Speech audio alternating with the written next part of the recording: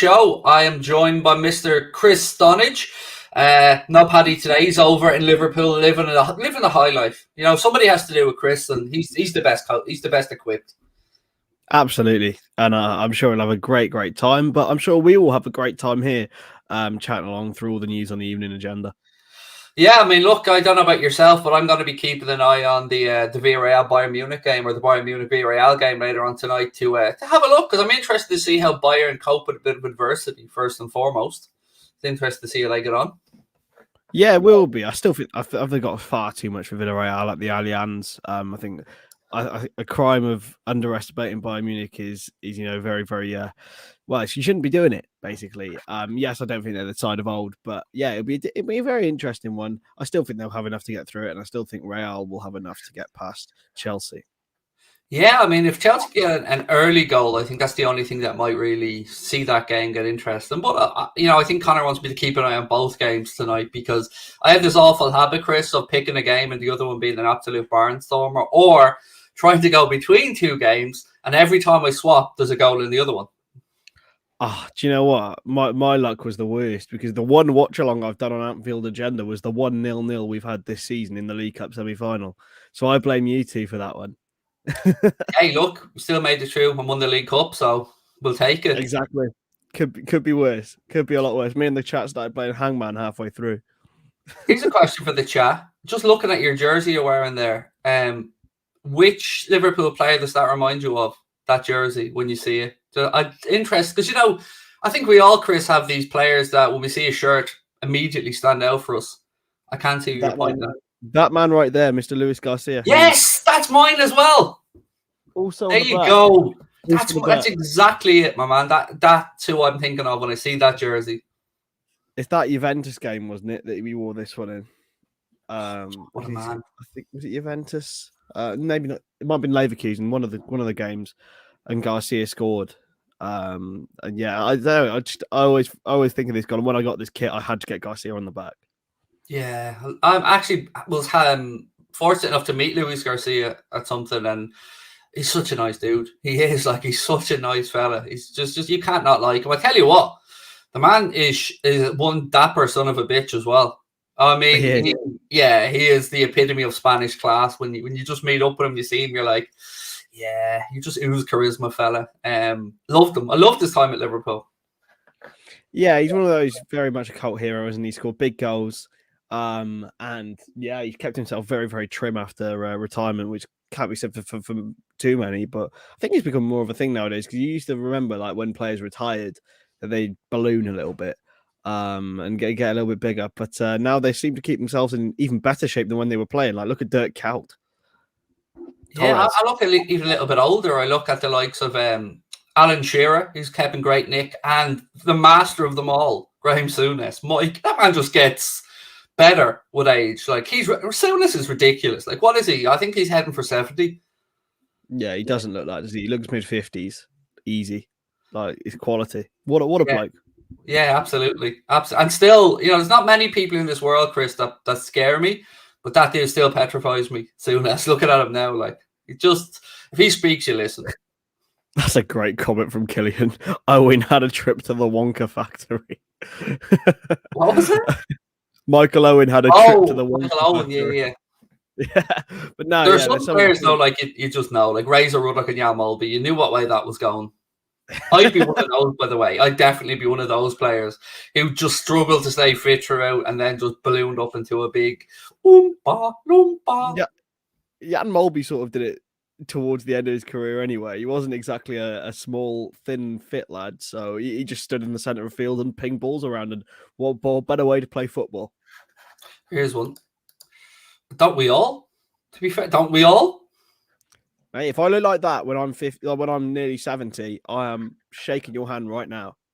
Every day. Absolutely. I'm taking any deal with the devil to look like that at 70 years of age, mate. Absolutely. Now, if I could grow a beard like that at 70, I'd be happy, Chris. Yeah. I'm you know what? It's actually developing a little bit more now. I've got a little bit of a ginge tinge coming. Mate, I'll tell you how sad it is for me. And I will get to the ad read in a sec, Connor, because you're probably sweating in the background there. headache padding is for me. I can't grow a beard, and the little bits of whiskers I do have, they're already turning grey, dude. Like it's not a great showing for me, facial hair wise. Yeah. Well, me and Paddy make up for it with our little puby beards. It's fine. We're all right. And then Mr. Bland pops up every now and again. You just know looking at Steve, you could go the full George Michael if you wanted to. You know, that trimmed, perfect beard. I hate you all. I really do. I hate you all.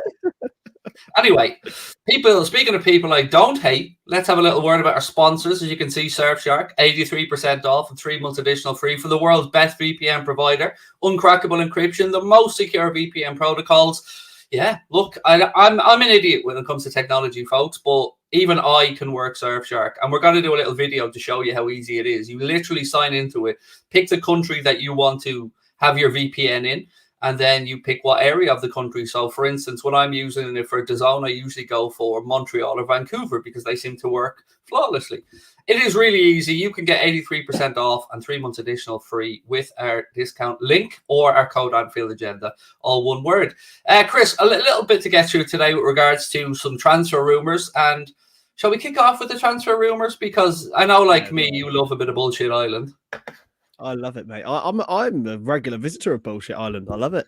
Well, you'll be happy to know, sir, that we have a new lord, a new dictator of Bullshit Island, and that is Mr. What's his name again? Mr. No Eyebrows, Neil Warnock. Mr. Neil Warnock. Have you seen what Neil has? And by the way, he's 73. So if you look at him and look at Souness, that's all I'm saying. Neil Warnock has said that Liverpool would be a perfect place for Everton and Spurs reject Dele Alli. I ask you, sir, what we grown on Bullshit Island? Because whatever Neil's on, we all need a bit of it. Well, I mean, he's not wrong in the fact that they could get the most out of Dele Alli that's left because they've got the two best coaches and teams around him.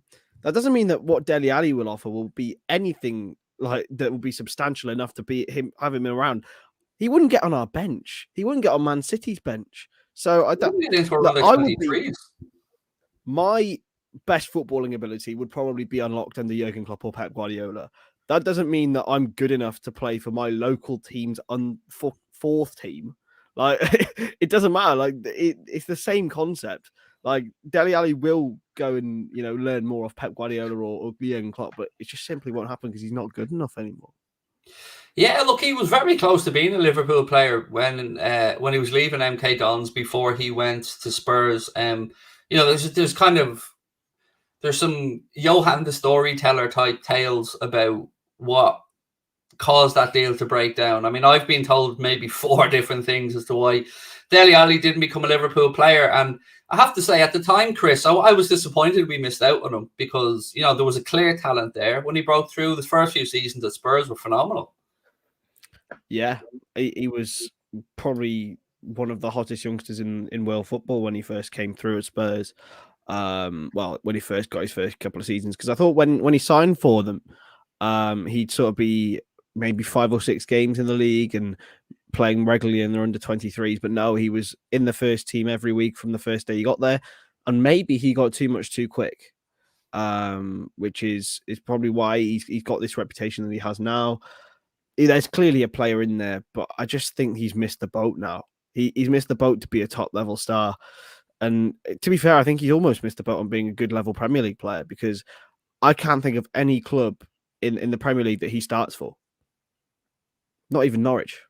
Well, he's not starting for Everton on a regular basis, and they're right down the bottom end of the table at the minute. And look, what they could do with 1 or 2 moments of Dele Alli magic to try and lift them out. But you're right, he has, and I don't know Dele Alli personally, but he strikes me as the type of person who's let the lifestyle get to him a little bit. And fair enough. Like I think we sort of take advantage of our players being quite professional and being like that. There's if a lot of us and a lot of us normal people got catapulted into that situation. Sorry, be a lot worse. A lot of you normal people, clearly. You're a lord, Craig. I'm a national treasure. So a lot of us normal people, us Herefordians, if we were catapulted into the situation that Dele Alli was in, we'd probably do a lot worse than he has done. So look, I think it's a bit hypocritical to talk about like attitude. We're not appreciating how like difficult it is to maintain that level of fitness. But yeah, it's a shame. It feels like a bit of a waste, but yeah, I just don't see Dele Alli ever reaching the top level. Yeah, it is what it is. And look, let's see. It's up to, look, he still has talent. There's no doubt about that. But for whatever reason now, for this particular stage of his life, he's kind of another one of these enigmatic talents that hasn't lived up to his potential. Unfortunately for him, because I think we all thought there was definitely a player in there. Let's move on to a bit of internationale, a bit of international bullshit island, Chris. And El Nacional claims that Liverpool are willing to move for Barcelona's Gavi and pay the release clause of £42 million. Again, Chris, this stinks to me of Barcelona just about to announce a new deal, and we fought off the Premier League money. Gavi has decided that with the riches on offer at the Premier League, he wants to stay here at Barcelona, and isn't he a good boy? That's what this kind of strikes me as. I'm pretty sure they've copied and pasted an article from January, because I seem to recall something very, very similar happening then. It's just, yeah, it absolutely stinks. Barcelona will be doing absolutely everything they can to keep Pedri, Gavi, even Araujo. There's Mingueza as well. They have an agreement with Araujo. Yeah. So look, they're keeping all of these young players around. Their new nucleus. It's not going to be like Xavi, Iniesta, PK, Puyol, all of those, Busquets, but it's going to be their new updated version. Maybe not quite as good, and I will get cooked if I say it would be better than that, because it definitely won't be. But look, that's what they're trying to keep around. And why on earth would they sell to Liverpool? And why on earth would Liverpool go for him when? Well, to be fair, I'd like us to go for him, but when we've got an extent of midfielders, we don't need any more midfielders for now. And there's only one or maybe two choo-choos that are coming in. Choo-choo. To chew or not to chew, Chris? That is the question. I can't say, mate. It's not my place to say. It's not my place to say. All I can say to you is I know Mark is definitely going to stay in content production, but after that, that's down to Mark and his own. You better stay around for the United preview.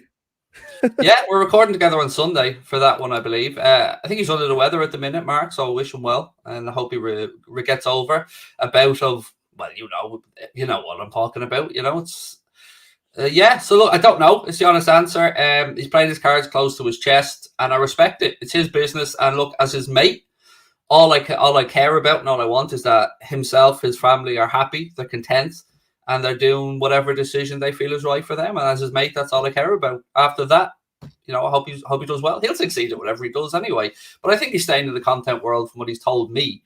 After that, I don't know anything else, to be honest. But as I said, my only concern is that he's safe, he's well, and he's happy in whatever he's doing. Let's have a little look at something, Chris, that I kind of just sprung on you before the stream. I don't think you'd had a chance to really read up on it. So I'll read this article from the Echo.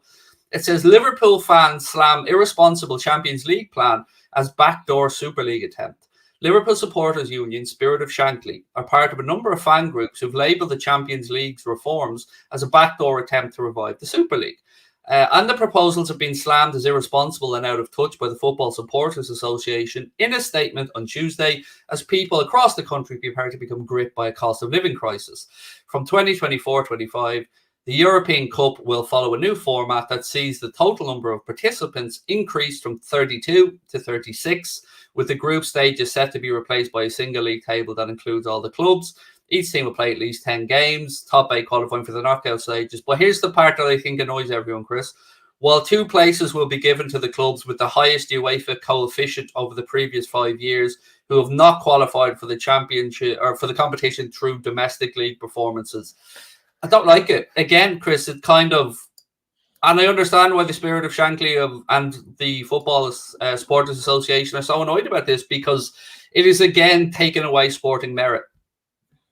Oh, absolutely. It's all about who's probably got the most. Well, it correlates with the fact that who's got the most resources, because more resources you have, the more likelihood you are to have a good UEFA coefficient, because you're able to strengthen your squad.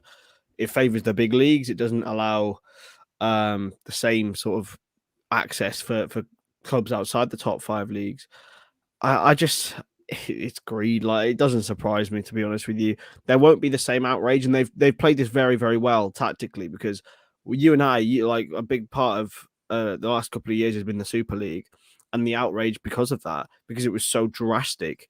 But because it was so drastic, they've been able to sweep in this sort of not quite as bad pick your poison kind of thing, where they can have, there's this reform to the Champions League, which isn't quite as bad as this horrible new Super League that we were going to plan and get all of these broadcasters on hold. It's pure greed, mate. It's where football's been going since 1992. It does not surprise me in the slightest. I don't think the fans will be listened to, purely because I think clubs across every league, bar the Premier League, need the money. So yeah, it's going to happen. What I just can't see it being like postponed or whatever. Here's my question. I don't actually know the answer to this. So under the current system, we know there can be a maximum of 5 English teams in the Champions League. There's some situations where, if you win it and you don't qualify for the next year and this type of stuff. So my question now is, Chris, let's say we have the 5 teams in the Champions League, and one doesn't qualify. Let's say Chelsea or City or Liverpool don't qualify because of our league position, and we don't qualify because we haven't won it. Will they let 6 English teams in the Champions League? So let's say one of the 2 English teams don't qualify, or one of the English teams are one of the highest 2 in the coefficient. Are they still going to hold it that 5 English teams are the maximum amount that can play in the competition, or will they allow a 6th then? It wouldn't surprise me if they did, to be honest. But it's so, as you said, it takes away sporting integrity. It takes away the chance for a team from, like, say, I don't know. You remember when Ludogorets were in the groups with us? Remember, they had in the cup watching it. Oh, poor you. It was Mario Balotelli. And I remember Javier Manquillo, the apparent right back, charging forward and winning us a penalty in the 95th minute. But yeah, he was crap. But yeah, they're like teams like that. Sion in the Europa League, something like, get their trip to Anfield. It's all about that, just because we're Liverpool, we're not entitled to play European football and Champions League football because we've won it before. Nottingham Forest would be in it if that was the case. It's not an open invitation. We've just had the Masters gone by. They get an open invitation to all past winners. We don't want a Gary Player playing in the Champions League or a Jack Nicklaus that were good in the 1960s. We want teams to win to get the merits now. That's the whole point of football and the sporting integrity of it. It is so biased towards the rich, and I just can't. I can't deal with it. But it's the way it's going to go. I think this is spot on. To be fair, it was a concession to appease the clubs who threatened to join the Super League. So I agree with what Reform said here. I think that is their I suppose their settlement really with these, because we know that for a long time the more powerful clubs have been pushing for more money, more media control, and a lot of stuff. And I suppose the Super League was always the threat. And that, again, have you had a chance to watch the documentary Sky put out about the Super League, Greed and Football? I can't remember. It's brilliant. I definitely recommend people to have a watch of it. I certainly learned a fair bit watching it as well. But it just feels like, Chris, the owners of some of the big clubs, and I include ours in this conversation, they aren't going to stop until they get to a point where the guaranteed riches of the Champions League are just that for the big boys almost every year, guaranteed in money, like we see in other competitions outside of Europe. It just doesn't surprise me. As I said, it's been on this train since 1992. It's just the domino effect. The more money pumped into football, the more money they want pumped into football.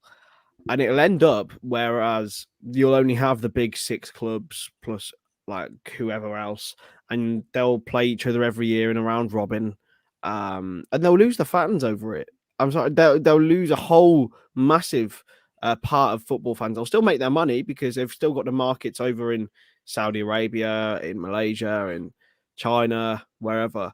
They'll still make their money, but it won't be the same product. And I just think, especially football fans in our countries, it'll probably go to their local teams, and it might be something that might propel that. But people might fall out of love with football altogether. I just think it's a terrible decision. I'm trying to explain what's going on inside my head now. So part of me and a big part of me agrees with everything you've said, but another part of me feels like, is this maybe the best compromise? Like, I don't like the way Well, they've this reformed it into Champions one League, big yeah. league table. Let me put that out there. I think that was stupid. 6 groups of 6 would have been the far more sensible thing for me. But I just wonder, like, if it's 2 places for legacy, is it probably the best way to maybe nip this in the bud and just make the headache go away for a while? Because I Is feel it like not a lot just of the time now, we as football fans are on here either talking about breakaway leagues, talking about money, finances, VAR, everything but the actual thing that we love, which is what goes on the pitch. Yeah, I just think it's a stopgap, to be honest. Like, you have to fix your drains, not block them up. Like, if we just keep stuffing things down there, in the end, it's going to burst. I just think it should be just a big fat no. Should have been a big fat no to the Premier League, really, even though it's becoming an excellent product. It's nipping it in the bud for now, but it doesn't mean it's not going to grow back and grow back and grow back. In the end, we will have European Super League, Craig. That's how it's going to end up. It's my dad's been saying it for a decade now. And when he came along, he was being a bit smug, but he was like, "Yeah, look, this is the way it's been going since 1992. It's how it's gonna end. It's gonna appease them for now, but not for long. They'll always want more." Have a good time, Ella. Have a good time. Oh, Enjoy Little it. Mix, get in. I tell you what, my daughter's actually going to see Ed Sheeran next Sunday in Croke Park, and my God, mate, it's a pain in the arse. You know, so what I had to do was go on and I had to put in email to download the tickets. Then I had to get the tickets, and each person that's going, we have to transfer the ticket to. So I bought the ticket for her and her mate for circa for Christmas, and to email her mates with like a code that they sign up. And my God, they've made it complicated just to go to a show. Like, it's getting ridiculous. Like, it's so fucking crazy. But still hope everybody enjoys it, because I know people haven't been able to go to these things for a long time. So yeah, enjoy Ella tonight. And I hope anyone heading to Ed Sheeran over the next while enjoys that as well. Right, Christoph, tonight, big night in the Champions League, 2 big games. I'm going to be following them both over on Twitch, so I hope people can come across and join me from about 7:20. My main focus, though, I think, will be on Villarreal or Bayern Munich, because I'm intrigued to see how Bayern Munich react to the adversity of being 1 down at home. And I'm intrigued to see our potential semi-final opponents as well. But I still think there might be a twist or two in the tail over in Madrid as well. I don't think that tie is over. I mean, I genuinely am intrigued, Chris, by what goes on tonight. What's your head saying? To be honest, I think it's going to be, and I'll look like an idiot later on if anything happens, but I just think it'll be routine for both Real Madrid and for Bayern Munich. I thought it'd be routine for Bayern Munich in the first leg, so I 100% like caveat this by saying I'm probably going to be wrong here. I just think they have far too much. Both teams have far too much for the other. Chelsea looked good on the weekend, but Southampton were dire, absolutely dire. They gave them 3 goals. Real Madrid are European pedigree personified. They know exactly what they're doing. You can't see Real Madrid, that experienced of a team, giving away a 2-goal lead when they've got it away from home in the Champions League. I just can't see it. And for Bayern, I just think they've got too much quality, and they've got the home fans behind them. And they'll both be in the semi-final for me. I'll get that in 2. It's called, I just have it up here on the screen there now. It's called Super Greed, the Fight for Football. So that's what it's called. Super Greed, the Fight for Football. It's really good. Very, very, very well made. Some great journalists in there. Rory Smith, I think, for the New York Times was in there, and a couple of others. Definitely worth a watch. Yeah, I don't know, Chris. It's the Champions League. I'm expecting one mad game somewhere. I don't know. You know, I'm hoping secretly that the mad game's at the Wanda Metropolitano tomorrow, and that we maybe have an all Madrid semi-final, and that's either the draw. I mean, I'd be very happy with that. For us, I don't know. I don't think it's going to be as straightforward tonight for Bayern Munich as many people believe. I think both teams will score in this game tonight. So, yeah, I'm intrigued. Have you put money on that, Craig? I have put money on that, Chris. Yes. I thought you would do. It's gone recently. It has. So some of it's gone well. I've heard.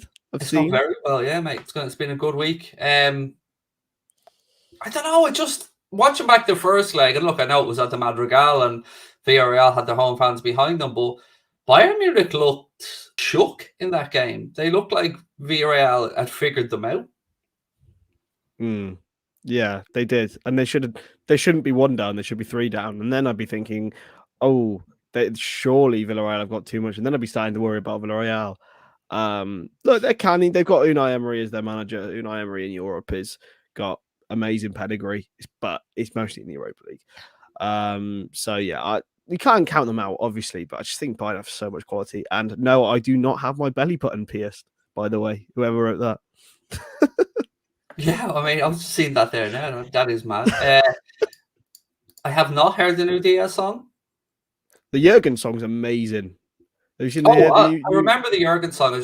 I remember reading about it, but I just can't remember the lyric. It's I Feel Fine by the Beatles. Oh, yeah. I still don't know the tune and the words, but I remember, yeah, you're right. Again, just the travelling cop. Absolutely amazing. Love the inventiveness. And I love Liverpool fans singing Beatles songs. It takes us back to the 60s when they're singing Hey Jude and all the like chart singles on the cup, and yeah, amazing. Again, I'm not on Twitter, mate, so I don't know what's going on there, but I don't like this fans being pitted against each other stuff. I just don't get it. I know where it comes from. I think I have a pretty obvious theory on it.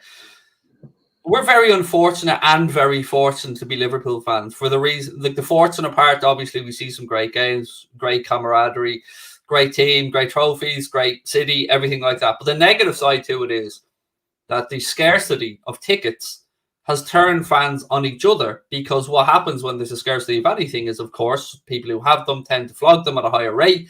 That then turns people on each other, because people who've been going to the games their entire lives, live in a working class city, are pushed out of the bracket of being able to afford or attend or even, get access to tickets for these games. And they view the people who are coming, like myself or Paddy or from America or Australia or whatever, as a pest, because sometimes we have to pay travel agency fees and pay for these corporate packages and stuff to get in, and they feel it's taking the game away.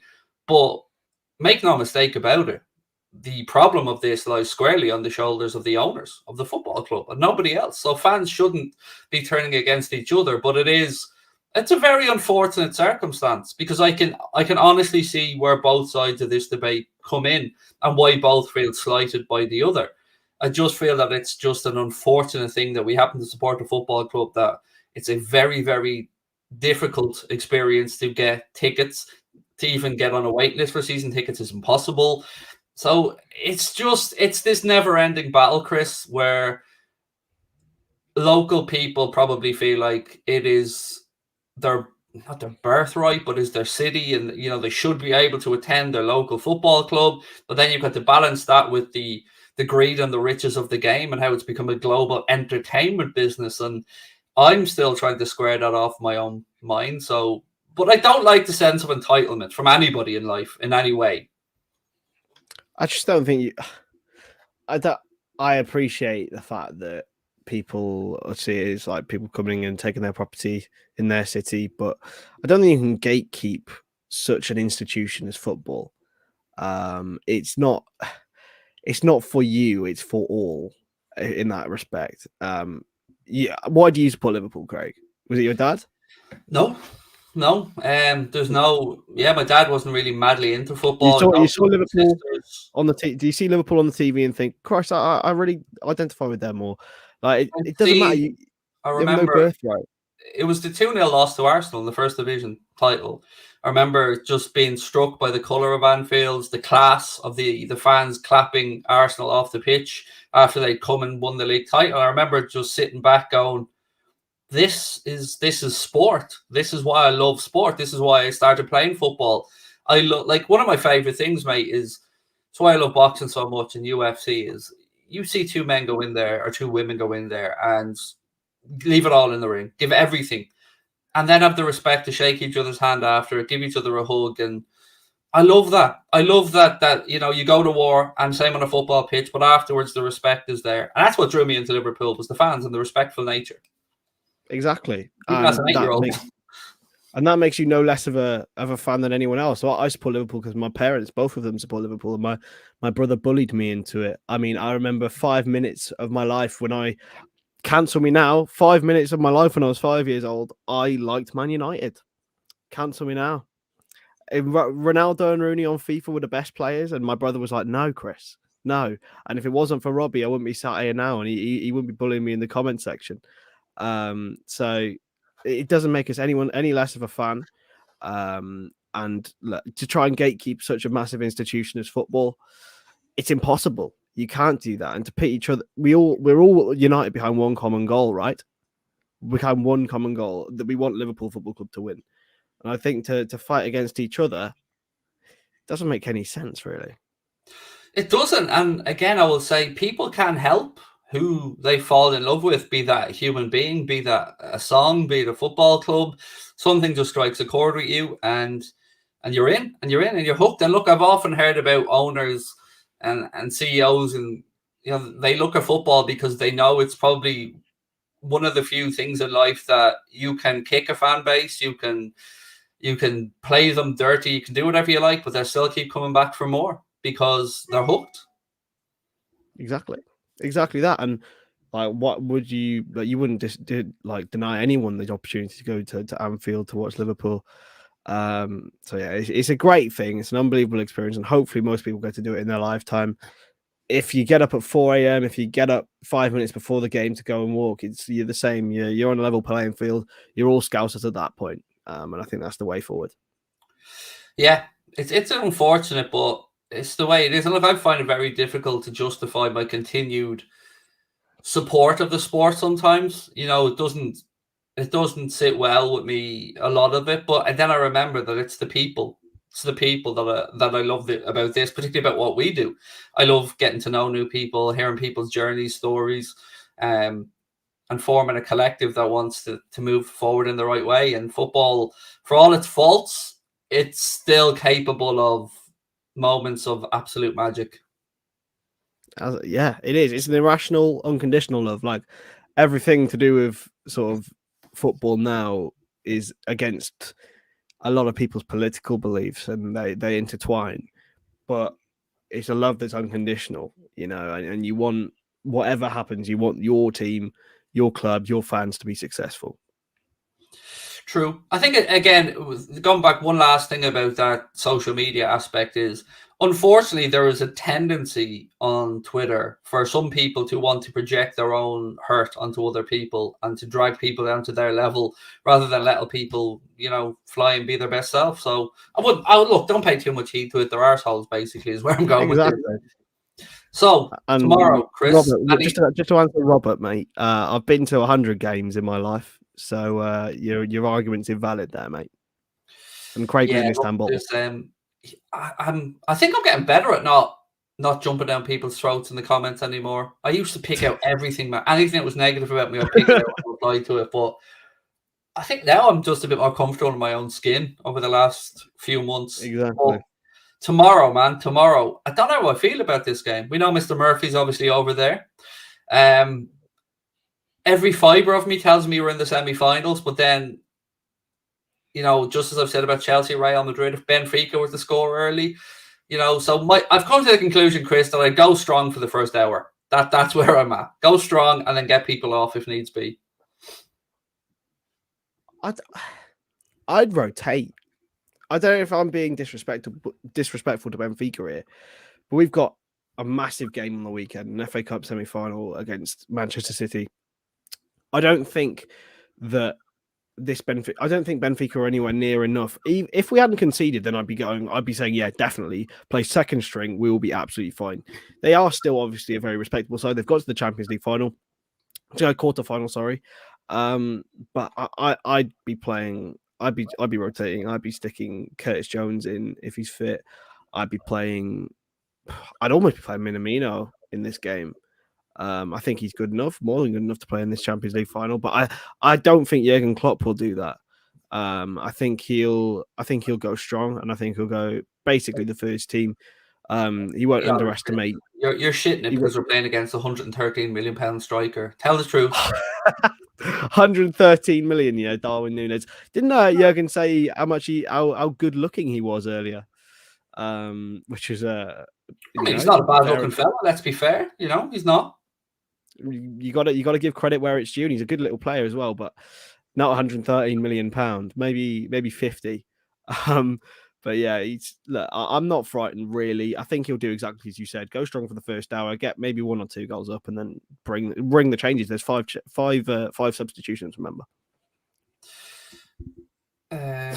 What's this, Craig? You come back to me, lad. The City have no fans. Only the ones over 40 are genuine. Well, I can't say that, but I can certainly say that I have immense respect for those older City fans because of the main road stuff when they went down through the divisions. But look, there's a lot of glory hunter supporters in everything, whether it be.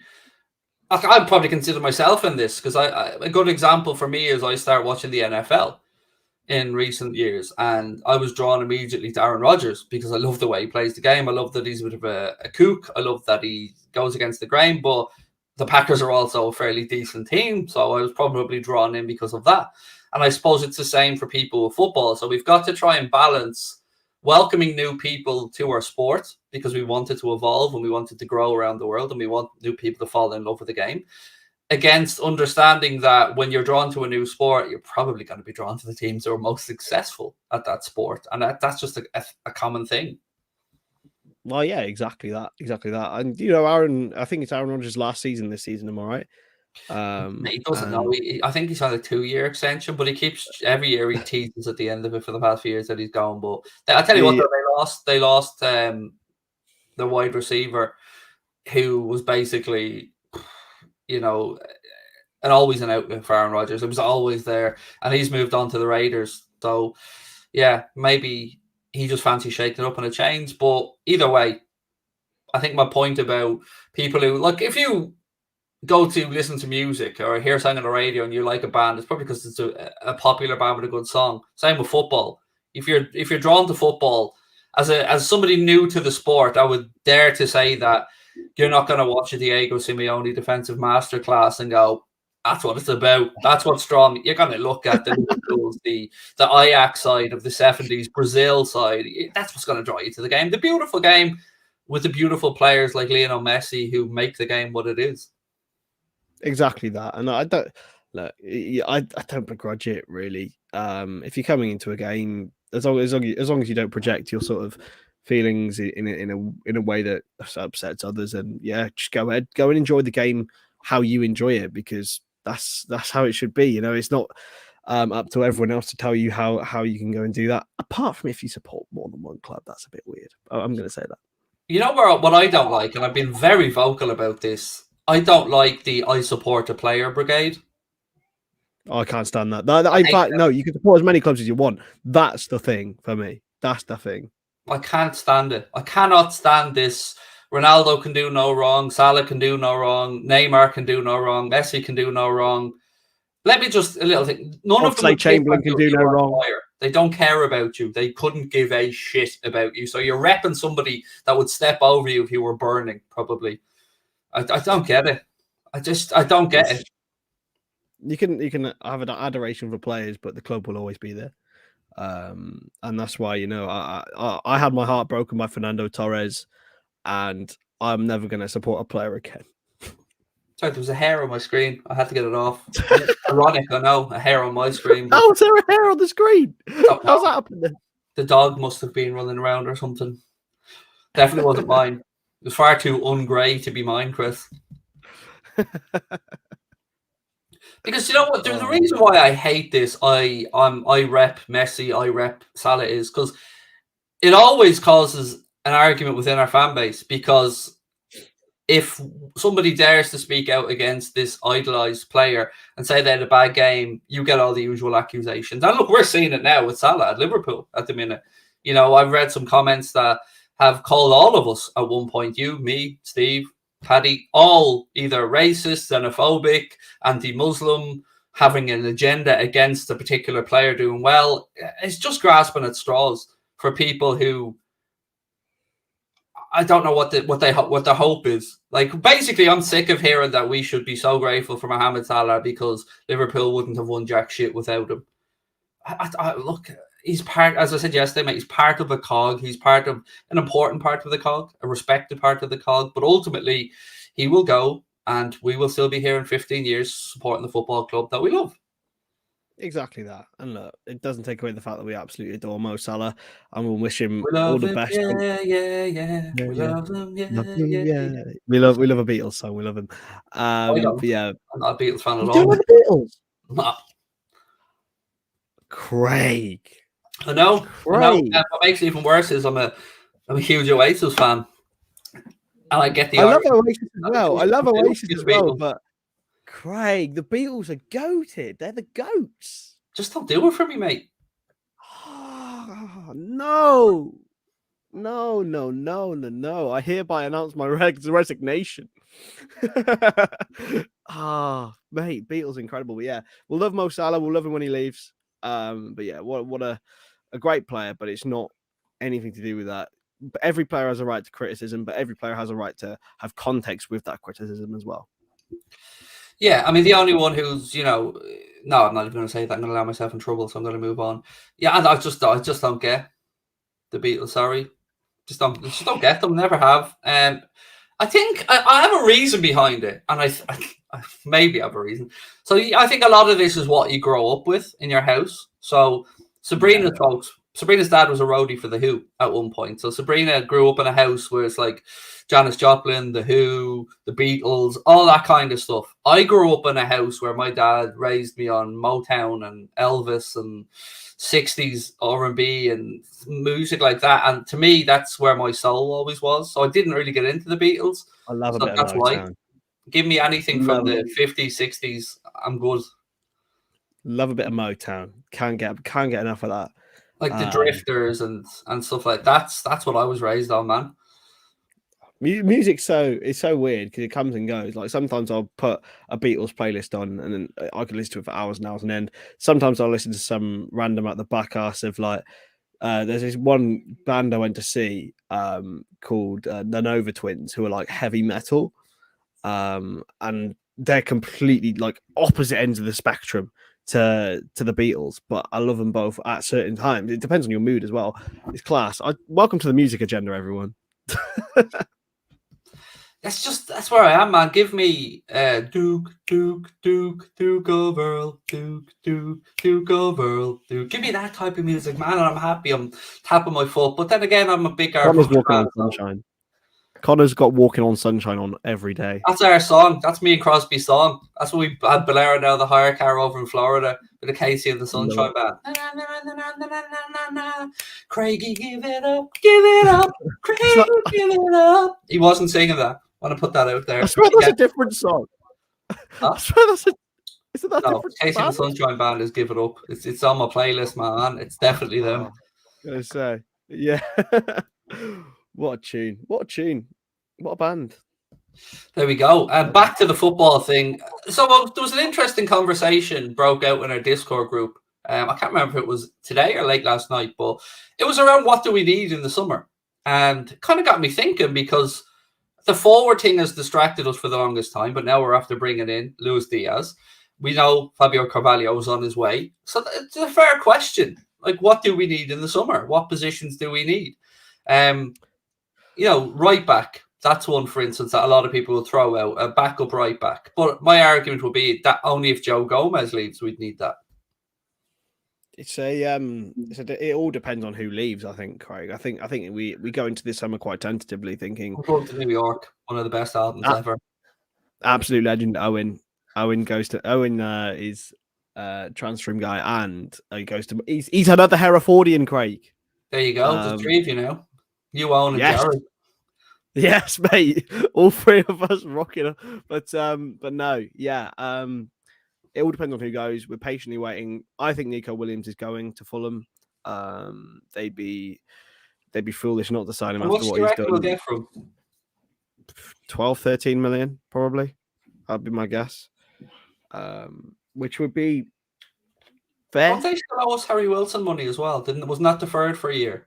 They're paying that this summer now, so they're paying us the 12 million that that they owe us for that, and I think they'll probably pay 13-14 million for Nico Williams. And of course we got Carvalho as well, so it's a lot of interchanging money that doesn't, it sort of equates to nothing. Because people said Fulham would hate us for getting Elliott and Carvalho, but we did them a massive favour with both Harry Wilson and Nico Williams. So yeah, they'll like us. I'd argue, mate, we're still doing them a favour with Fabio Carvalho, because if he went to Dortmund, they'd be getting 250 grand. Exactly that. See, so don't be giving any of that, Fulham fans. I think Ox will go. I think Milner will go. Big up to Liz, James freaking Milner. We love James, and he's probably going to go as well. There was a lot of noise in January that he might be getting a new deal, but I don't see it. I think he'll go. And it just leaves. I think we'll see one shock, like someone leave as well. Whether that's Mane, Firmino, maybe, I don't know, if a suitable offer came in for Kostas Tsimikas, maybe.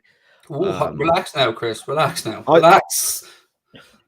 Look, Craig, if a 35 million bid came in for Kostas Tsimikas, what are you saying? Go fuck yourself. Really? I love the man. I mean, I love him as well. We have long needed a good backup, and Kostas to me is top notch. I love him. I love him. I love him not just because of the way he plays, but I love him because of the person he is. Love his attitude. Love Kostas. I just think that it would be a very Liverpool thing to do, to be honest. But we'd have it all over again then. We'd have this big headache all over again then about who to go and get. Nah, Kostas. I love Kostas. I don't want him to go, by the way. I'm just saying, you know, if anything happened, you know, it might happen. So yeah, absolutely.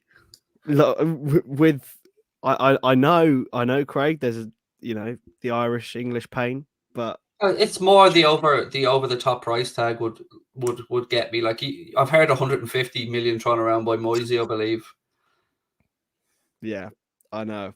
It's you can say 60 maybe. That's probably as far as I'd go. There's two midfielders that I would get over Declan Rice anyway, but yeah, choo many.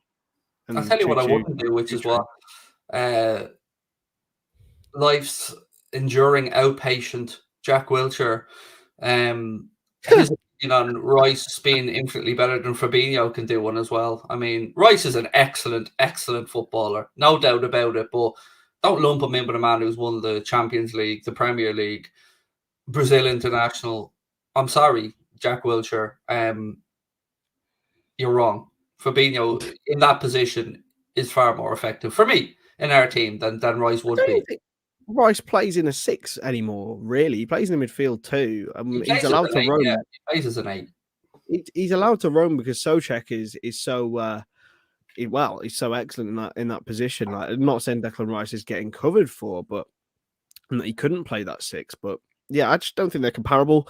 I also think if they were playing in that role, Fabinho is far better anyway. Apart from that dismal showing on Sunday, he's been very, very good and very consistent for us over the years we've had him. So yeah, no, Jack. Love that take from Kevin. Spot on. Yeah, definitely. Love that take. I still love me a bit of Lucas Leiva. He's probably the one interview I'd love to get with a former player. Him and Aldridge. I always like the idea of getting an interview with John Aldridge, because I feel like John Aldridge you'd get an interview from John Aldridge. You know what I mean? Like, he'd talk. You'd get a fun time out of him. And I love Aldo as well. So, yeah. So, what do you think? Are we the midfielder? Would we agree on that? Yeah, I'd say so. I'd say a midfielder to try and challenge the 8s in midfield. Thiago's 31 now. Henderson's 31. We need a starting 8. Naby is obviously in and out with injuries. Fabinho is even 28. So I think we need a younger, more hungry central midfielder. Maybe not this summer, but even though I love it, I just think we'll sign someone completely out of the blue, to be honest. Here's 2 summer transfer windows for you. Chouameni, and then we leave Jude where he is for a year, and then go get Jude. Imagine those 2 with Fabinho in behind, or those 2 with Thiago in behind, or those 2 with Tyler Morton coming up maybe in behind, or whomever. Oh, Chris, that's the shit we can get on board with. Forgot about Tyler Morton, actually. There's your Fabinho cover in the future. Like, sorted. I also think he's better in an 8, by the way, because in the youth teams, he was amazing in the 8. He got double figures goals last season. Talking to the youth teams, do you see the under 18s won 10-3 yesterday? Against Leeds? Yeah. Like, that is madness. Cannoneer as well. He's got, I think he's got over 30 goals this season. Trent's ball boy. Yeah. I mean, that's his karma. That's his good karma coming back. Exactly, mate. Exactly. There's a player right there as well. So, look, got a lot of players coming through. We can't forget that. I think this summer, as I said at the start, it all depends on who goes. A lot of people giving shouts as well for Christopher Nkunku. Again, scored again for Leipzig the other day in their 3-0 win. I don't know if I'm a bit wary of this because I have a feeling he'll end up at Old Trafford. But, I'm going to be entirely honest and say I don't know enough about Christopher Nkunku. I've seen him play and I've seen bits and pieces of him, but I haven't really looked at him from a perspective of seeing how I could see him in the Liverpool system. So I kind of got to step back from this one a little bit. Your thoughts on Nkunku? Statistically, he's amazing. He's unbelievable. Tackles, interceptions, all in the high 90s percentiles, and goal scoring creation as well. He looks statistically like a perfect Bobby replacement. I'm not going to pretend to say that I've watched countless Leipzig games. I've watched probably 3, and he's looked okay in all of them. But then again, I look at the stats last season. Mateus Cunha was the player who I was calling for statistically because he was better than Roberto Firmino in a lot of stats, and then he ended up going to Atletico Madrid, and he hasn't gone anywhere since then. Like he's been pretty awful since going there. So look, there's plenty of other options. I just think we'll pull something out of the bag, like we did with Jota, just out of the blue, someone who we haven't been linked with all summer, and just be like, how are we? Yeah, I hope we do, because I still believe we'll lose a forward this summer. I asked something actually the other day in our Discord group, and I'd like to put it to you as well. I'm a little bit concerned about Sadio Mane because, and I don't know if I picked up on this wrongly, but I just feel like he hasn't celebrated properly for the last 2 goals he scored. And now, in fairness, he did point straight to Mohamed Salah to thank him for the setup, which was sound. But I just get the feeling, Chris, and I'm with Sadio if this is the case, that he feels a little bit underappreciated at the minute. Maybe not by the fans, but by the fact that everything is being aimed at Mohamed Salah's contract. All the talk, all the money. And I just feel like he probably feels like he should. And he's a very humble man, so I could be wrong on this, but I feel like he should be given a new deal, and it should certainly be being talked about right now between him and the club. I just think away from home, I've never really seen him celebrate like mad before. Anyway, he always seems to do his one celebration at home where he puts 2 fingers and kisses to the sky like that. I can't remember the guy who he talked to in lockdown, but that's like he always says to do. But he's never been really a manic celebrator, Sadio Mane. I understand why you're saying that, though, Craig. But yeah, I don't read into that too much. I can see what you mean. Like all the talks about Mo. Sadio's been excellent in the last couple of games, I feel. He's done very, very well. Look, we look forward. Hopefully, he can get a new deal done because I still think there's a little bit of new tricks to be taught to the old dog. But realistically, it's him or Bobby who's going to go. I'd probably prefer Bobby to leave purely because I think Sadio's got more to offer. But it's not a great situation to be in when you know one of them is probably going to leave. And on the managerial situation, because I think Klopp was a bit spiky at a Champions League press conference again, people trying to maybe link him potentially signing a deal, or maybe they're trying to suggest that he's waiting to see what Guardiola does before he makes any decision on his future. And Klopp was very quick to say that he doesn't see how people can link their 2 futures together. They're 2 separate people. I can see why people link them. I mean, I think you have to be pretty blind to see that. Like Pep Guardiola and Jurgen Klopp have been a thorn in each other's sides for the last 5 years. Did you see their Pep's high five? By the way, Jesus Christ, that was a very aggressive high five. And I'm sorry, that came across wrong when I said aggressive, but you get what I mean. He wasn't holding back. No. Yeah. Do you know what?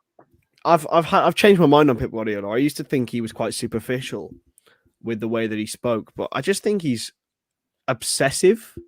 He's so obsessive and very passionate about what he does. It's like Marcelo Bielsa as well as another one, very good example of this. I just think he's football in his blood. He doesn't switch off. And, I just loved his enthusiasm the other day. And I think Jurgen did as well. And I think they just feed off each other. And I think there's been a lot of talk this week about like what is a proper rivalry? Why is this Liverpool and Man City team? They shouldn't be shaking hands with each other in the tunnel. They should be like fighting each other or throwing pizzas at each other. No, that's not how it works. You look at them on the pitch; each of them are putting all of their footballing, their technical ability, all their character on the line, and it's unbelievable to watch. The two best teams probably ever to play in the Premier League to fight against each other. It's quite remarkable. I still see it as good versus evil. Never going to change my mind on that one. Yeah, well, maybe off the field, but on it, look, I think they're both trying their absolute hardest to win this Premier League. And obviously, as I said yesterday, Man City have got a 5-yard start, but it's cut down to 1 now. So let's see if they can hold on. We as fans have spoken a lot about Alex Oxlade-Chamberlain and the potential for him to move on this summer, but I have yet to really see any concrete confirmation or interest from either our club about no new deal from or from potential clubs that want to come in and sign him. So do you think we may have got this wrong as fans, or do you think it'll still happen in the summer? Because I think Keita will get a new deal. Yeah, I think they will. I think Naby will, purely because of his performances this season. If he hadn't have played so many games, I don't think he would be getting a new contract. He'd be moved on.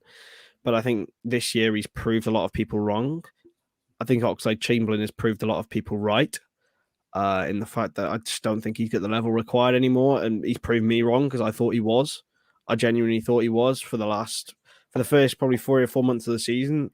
I thought he was good, but since Thiago, he's levels behind Jordan Henderson, and we've seen how much crap he's been getting recently.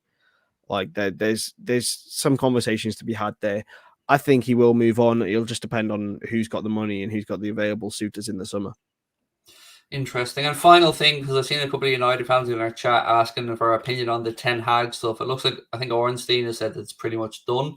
My thoughts on Ten Hag to Manchester United, Chris. I think it's the wrong appointment and I think it won't work. But that doesn't, not to say I don't think Ten Hag's a good coach. I just don't think he's got the gravitas to pull that club around at the minute. So for me, wrong appointment. Right idea, wrong execution for me. I don't know if there is a right appointment for Manchester United anymore, apart from the ones at the top. You've tried the prodigy, you've tried the club legend, you've tried the do or die winner, you've tried the foreign guy with the tactical different coach. Like it's full on. I think it's coming down to the fact that I don't think it's a manager problem, Craig, anymore. Oh, it is. You're right. 100% agree with you on that. And I think anyone who walks in through that door, even if it's Jurgen Klopp or Pep Guardiola, is not going to succeed at the level that is required for Manchester United over the last sort of 20 years, and how their fans view success, because they've been spoiled. At the end of the day, they've been spoiled by the Sir Alex Ferguson years. And that's what they think they'll try and get back to. It's never going to happen. That's never going to happen in football ever again. And if it does, I'll be absolutely surprised. Come back to this video, come bully me. I don't care. Like, it's never going to happen.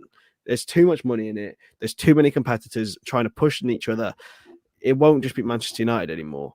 And I just think their fans need to take a bit of a reality check there.